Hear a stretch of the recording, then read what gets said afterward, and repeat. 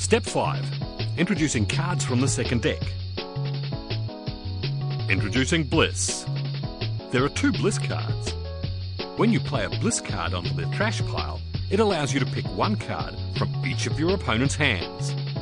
Your opponent doesn't have to show you his hand, you just pick one of their cards out of their hand. You can then play another turn with the cards you've picked.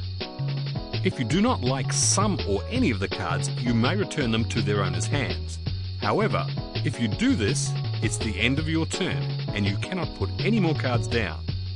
If you want to keep them, you may then play a card to finish your turn, as you would normally.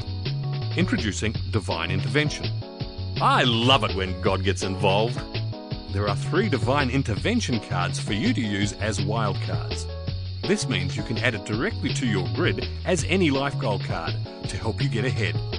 You may need to tell your opponents what the exact card you are playing, as sometimes it is difficult to tell what the card is from its location.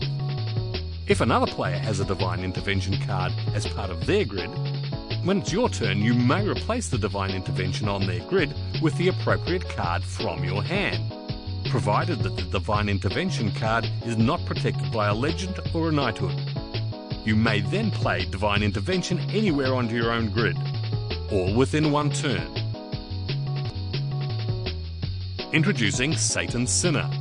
Oh, forgive me, Lord. There are 3 Satan's Sinner cards which, if left held in your hand, cost 15,000 life goal points for being a closet sinner at the end of the game. If played, you lose the lowest life goal card off your grid of your choosing. That card is then given to an opponent of your choosing. Then everyone passes one card of their choosing, hopefully the death card, in the direction of play. Pity the person left holding that hot potato.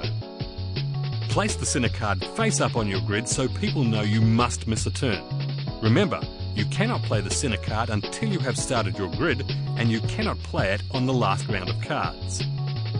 That is 4 cards for 4 players. Introducing Death. This is the worst and most debilitating setback in your life. If held in your hand at the end of the game, you are penalised 30,000 life goal points. You cannot play it. Your only hope is to pass it on if someone else sins. Someone will always be left with a death card at the end of the game. Hope it's not you. Once these cards are shuffled into the pack, the game can be restarted. Remember, the game ends when you have gone through the pack twice. Now that you are playing with all of the cards, there is another rule that will help the flow of the game.